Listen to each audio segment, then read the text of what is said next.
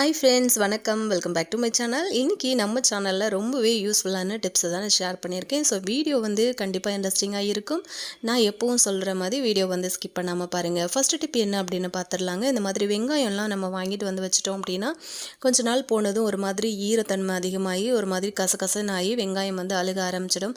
So அது avoid பண்ணுறதுக்காக நம்ம என்ன பண்ணலாம் அப்படின்னு பார்த்தீங்கன்னா, இந்த மாதிரி ஸ்டவ் ஆன் பண்ணிவிட்டு இந்த மாதிரி ஒரு தவா இல்லைனா கடாய் உங்களுக்கு எது கம்ஃபர்டபுளாக இருக்கோ அது வச்சுக்கோங்க. நல்லா ஹீட் ஏறட்டும். சூடு நல்லா ஆனதுக்கப்புறமா நம்ம அடுப்பு ஆஃப் பண்ணிடலாங்க. இப்போ அடுப்பு ஆஃப் பண்ணதுக்கு பிறகு இந்த தவா நல்லா சூடாக இருக்குது.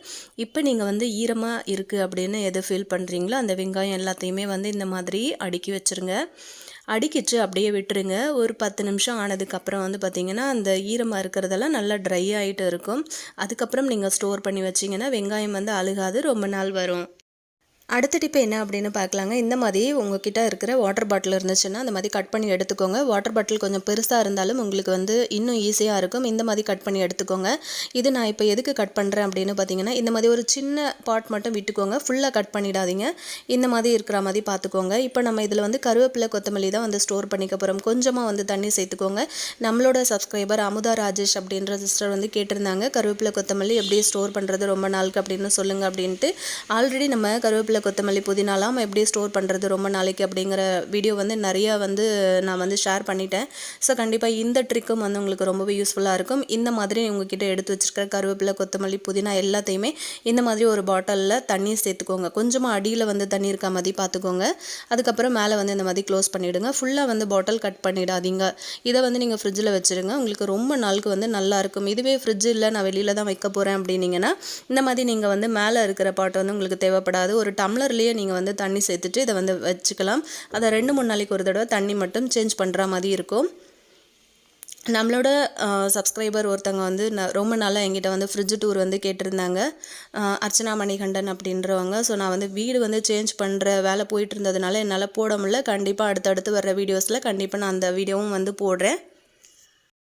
இப்போ நம்ம அடுத்த டிப் என்னென்னு பார்த்துடலாங்க. இந்த மாதிரி பால் பாக்கெட்லாம் நம்ம ஃப்ரிட்ஜில் இருந்து எடுத்து வச்சிட்டோம் அப்படின்னா உடனே நம்ம காய்ச்ச மாட்டோம்ல. கொஞ்சம் நேரம் வச்சுட்டு அதுக்கப்புறமா தான் காய்ச்சுற மாதிரி இருக்கும். இல்லை நம்ம அவசரமாக டீ போட போகிறோம், உடனே காய்ச்சணும் அப்படின்னா டக்குன்னு அந்த பால் பாக்கெட்டை நம்ம ஓப்பன் பண்ணி ஊற்றும் போது பார்த்திங்கன்னா அந்த கார்னர்லலாம் நிறைய பால் ஒட்டிகிட்ருக்கும். அதே சமயத்தில் கொஞ்சம் ஐஸ் கட்டி ஃபார்ம் ஆகிருந்தால் கூட உங்களுக்கு ஒரு மாதிரி இருக்கும் பால் காய்ச்சும் போது. அதெல்லாம் அவாய்ட் பண்ணுறதுக்காக இந்த மாதிரி அடுப்பு ஆன் பண்ணிவிட்டு ஒரு 2 நிமிஷத்துக்கு இந்த மாதிரி சுற்றி சுற்றி இந்த பால் பாக்கெட்டை காட்டுங்க. அடுப்பு சிம்லாக இருக்க மாதிரி பார்த்துட்டு இந்த மாதிரி காட்டினீங்க அப்படின்னா உங்களுக்கு நல்லா அந்த சைடு கார்னரில் பிடிச்சிட்டு இருக்க பால்லாம் திக்காக பிடிச்சிட்டு இருக்கும் பாருங்கள். அதெல்லாம் நல்லா மெல்ட் ஆகிடும். அதுக்கப்புறம் நீங்கள் பால் பாக்கெட்டை பாத்திரத்தில் சேர்த்துச்சிங்க அப்படின்னா உங்களுக்கு எல்லா பாலுமே ஃபுல்லாக வந்துடும். ஸோ ட்ரை பண்ணி பாருங்கள். இப்போ நம்ம அடுத்த டிப் என்னென்னு பார்க்கலாங்க. இந்த மாதிரி காஃபி பவுடர் பாக்கெட்லாம் நம்ம வாங்கிட்டு வந்துட்டோம் அப்படின்னா பாட்டில் இல்லாமல் இந்த மாதிரி பாக்கெட்டில் வாங்கி யூஸ் பண்ணுறோம் அப்படின்னா ஒன்ஸ் நம்ம அதை கரெக்டாக ஸ்டோர் பண்ணி வைக்கல அப்படின்னா இந்த மாதிரி கட்டி ஆகிடும். ஸோ கட்டியான காஃபி பவுடரை திரும்பவும் நம்ம எப்படி ஃப்ரெஷ்ஷாக ரீயூஸ் பண்ணிக்கலாம் அப்படின்னு பார்த்தீங்கன்னா இந்த மாதிரி கட் பண்ணி எடுத்துக்கோங்க. பார்க்கும்போதே உங்களுக்கு தெரியும் நல்லா எப்படி திக்காக பிடிச்சிட்ருக்கு பாருங்கள். ஸோ இந்த மாதிரி கட் பண்ணிங்க அப்படின்னா அந்த கார்னரில் கட் பண்ணிவிட்டு இந்த மாதிரி பண்ணோன்னா நல்லா அது ஓப்பன் ஆகிடும். அதுக்கப்புறமா இதை எடுத்துகிட்டு நல்லா கொதிக்கிற சுடு தண்ணியில் கொஞ்சமாக சேர்த்துக்கோங்க. இது ஒரு 3லேருந்து 4 பேர் குடிக்கிற மாதிரி இருக்கிறதுனால நான் கொஞ்சம் தண்ணி அதிகமாக சேர்த்துக்கிறேன். உங்களோட காஃபி பவுடருக்கு ஏற்ற மாதிரி கொஞ்சமாக தண்ணி மிக்ஸ் பண்ணிக்கோங்க. இது ஒரு 5 நிமிஷத்துக்கு நம்ம மூடி போட்டு அப்படியே மூடி வச்சிடலாம். 5 நிமிஷம் கழித்து நம்ம இதை ஓப்பன் பண்ணி பார்க்கலாம் எப்படி இருக்குது அப்படின்ட்டு. ஸோ நம்மளோட சேனலில் நிறைய சப்ஸ்கிரைபர் ஃப்ரெண்ட்ஸ் கேட்குற வீடியோஸ் நான் போஸ்ட் பண்ணிகிட்டு இருக்கேன். ரீசெண்டாக கேட்டிருக்க வீடியோஸ் என்னால் போட முடியல. ஸோ வீடு கொஞ்சம் சேஞ்ச் பண்ணுற வேலை இருந்ததுனால என்னால் போட முடியாமல் போயிடுச்சு. ஸோ கண்டிப்பாக அடுத்தடுத்து வர்ற வீடியோஸில் நான் அந்த டிப்ஸ் எல்லாமே ஆட் பண்ணுறேன். இப்போ பாருங்கள், ஒரு 5 நிமிஷம் கழித்து பார்த்திங்க அப்படின்னா நல்லா அது மெல்ட் ஆகிட்டு இருக்கும். இதை நீங்கள் ஃப்ரிட்ஜில் வச்சு 10 டேஸ் வரைக்குமே யூஸ் பண்ணிக்கலாம். நான் இதில் உங்களுக்கு காஃபி போட்டு காட்டுறேன் பாருங்கள். இந்த மாதிரி பண்ணிவிட்டு நீங்கள் காஃபி போட்டிங்க அப்படின்னா ரொம்ப ரொம்ப டேஸ்டியாக நல்லா க்ரீமியாக இருக்கும்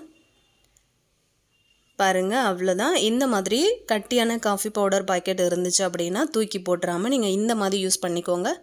ஃப்ரிட்ஜில் வச்சுட்டு ஒரு 10 நாள் வரைக்குமே நீங்கள் வச்சு யூஸ் பண்ணிக்கலாம். ஸோ கண்டிப்பாக ட்ரை பண்ணி பாருங்கள். இப்போ நம்ம அடுத்த டிப் என்னன்னு பார்க்கலாங்க. இந்த மாதிரி மிக்ஸி கப்பெல்லாம் வந்து நம்ம வாங்கி யூஸ் பண்ணிட்டு இருக்கும்போது கொஞ்ச நாள் போக நம்ம என்னதான் வாஷ் பண்ணினா கூட பின்னாடி வந்து பார்த்திங்கன்னா இந்த மாதிரி அழுக்கு சேர்ந்து கரையாக இருக்கும். ஸோ அதை எப்படி க்ளீன் பண்ணுறதுன்னு பார்க்கலாம். ஒரு பவுலில் 1 ஸ்பூன் அளவுக்கு பேக்கிங் சோடா, அதுக்கப்புறம் வந்து ஏதாச்சும் நீங்கள் வந்து வாஷ் பண்ணுற ஜெல் வச்சுருப்பீங்க இல்லையா, பாத்திரம் கழுவுற ஜெல் இல்லைனா ஹேண்ட் வாஷ் எது வேணால் நீங்கள் வந்து எடுத்துக்கலாம். கொஞ்சமாக வந்து நான் வினிகர் சேர்த்துருக்கேன், தண்ணி எதுவும் சேர்த்துக்கல, இது 3 தான் சேர்த்துருக்கேன். ஸோ நல்லா இந்த மாதிரி மிக்ஸ் பண்ணி கொடுத்துருங்க. அதுக்கப்புறமா நம்ம வந்து அந்த மிக்ஸி, அதாவது அந்த கப்பு இருக்கு இல்லையா, அந்த ஜாருக்கு பின்னாடி வந்து சேர்த்துக்கலாம். உங்களுக்கு தேவையான அளவுக்கு சேர்த்துக்கோங்க. இந்த மாதிரி சேர்த்துட்டு ஒரு 5 நிமிஷம் நீங்கள் வந்து அப்படியே ஊற விட்டுருங்க. நல்லா வந்து அது ஊறி உங்களுக்கு ஃபுல்லாக உள்ளே பிடிச்சிட்டு இருக்க விடாப்பிடியான கரெல்லாம் இருந்துச்சுன்னா கூட ஃபுல்லாக வந்து எடுத்துகிட்டு வந்துடும். தேவைப்பட்டுச்சு அப்படின்னா இன்னும் கொஞ்சம் கூட வினிகர் வந்து சேர்த்துக்கலாம். இந்த மாதிரி பழைய ப்ரெஷ் இருந்துச்சு அப்படின்னா ஒரு 5 நிமிஷம் கழிச்சுட்டு இந்த மாதிரி வந்து தேய்ச்சி கொடுங்க. நல்லா அந்த கார்னரில் எல்லாத்துலேயும் வந்து இந்த மாதிரி தேய்ச்சிட்டிங்க அப்படின்னா உங்களுக்கு வந்து டக்குன்னு வந்து உங்களுக்கு அந்த அழுக்கெல்லாம் போயிட்டு நல்லா க்ளீன் ஆகிடும் உங்களோட கப்பு. ஸோ நம்ம மாதத்துக்கு ஒரு தடவை கூட இந்த மாதிரி க்ளீன் பண்ணிக்கலாம். அதே மாதிரி இந்த மாதிரி இருக்கிற கப்புலெல்லாம் மூடியிலலாம் வந்து பார்த்திங்கன்னா அந்த சைடில் பார்க்கும்போது உங்களுக்கு தெரியும் நிறையா வந்து கரையாக அழுக்கு வந்து சேர்ந்துருக்கு. ஸோ இது எல்லாத்தையுமே வந்து நம்ம இந்த சொல்யூஷன் வச்சு நம்ம வந்து ஈஸியாக க்ளீன் பண்ணிடலாம். அதுலேயும் இந்த மாதிரி ஒரு குட்டி ப்ரஷ் வந்து யூஸ் பண்ணிக்கோங்க. இந்த மாதிரி பண்ணிக்கிட்டிங்க அப்படின்னா உங்களுக்கு ஃபுல்லாக உள்ளே பிடிச்சிட்ருக்க அழுக்கு கரை எல்லாமே வந்து வந்துடும். அந்த வாசர்லேயும் வந்து பார்த்திங்கன்னா உள்பக்கமாலாம் திருப்பிட்டு இந்த மாதிரி ப்ரஷ் வச்சு தேய்ச்சி கொடுத்துருங்க.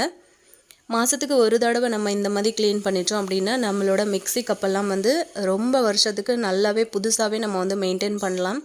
அப்பப்போ நீங்கள் வந்து தேய்ச்சி கழுவிட்டீங்க அப்படின்னா உங்களுக்கு வந்து சீக்கிரத்தில் வந்து கெட்டு போகாமல் நல்லாயிருக்கும்.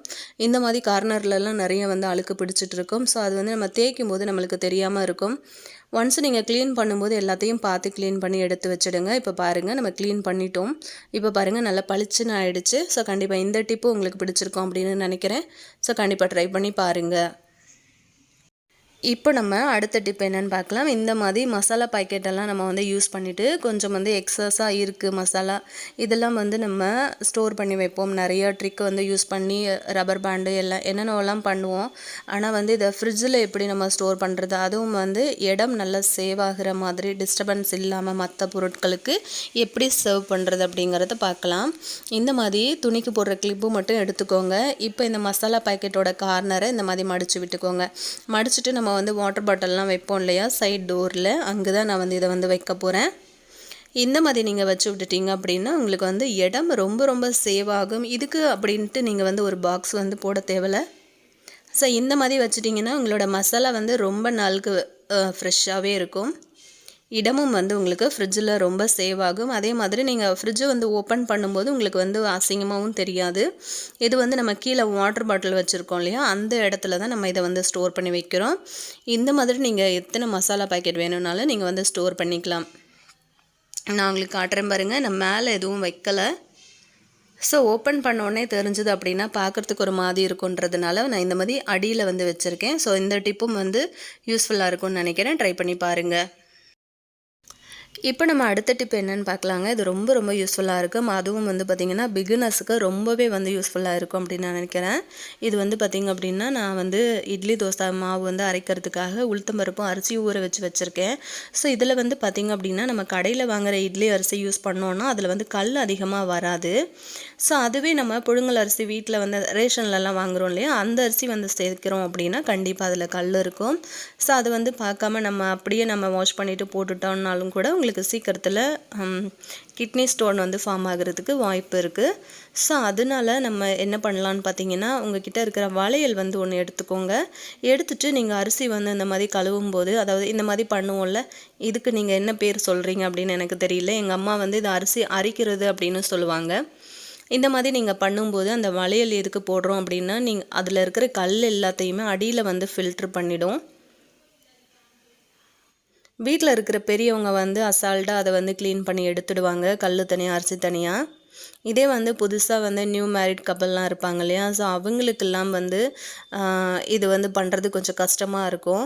ஸோ இந்த மாதிரி வளையல் வந்து போட்டுட்டு கொஞ்சம் கொஞ்சமாக நீங்கள் அந்த மாதிரி அரிசியை வந்து பண்ணிங்க அப்படின்னா அந்த அரிசியில் இருக்கிற கல் எல்லாமே வந்து அடியில் ஃபில்டர் ஆகிடும். ஸோ பாருங்கள், உங்களுக்கு நல்லா தெரியும் பார்க்கும்போது.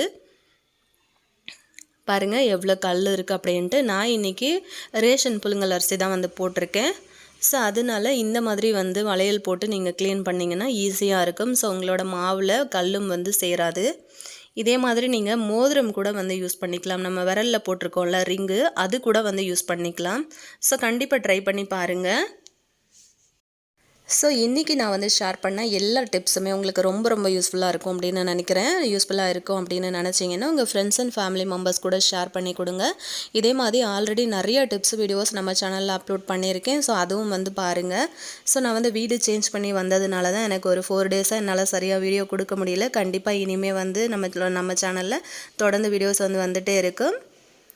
ஸோ இன்னொரு நல்ல வீடியோவோட நான் உங்களை திரும்பவும் சந்திக்கிறேன் ஃப்ரெண்ட்ஸ். தேங்க்யூ.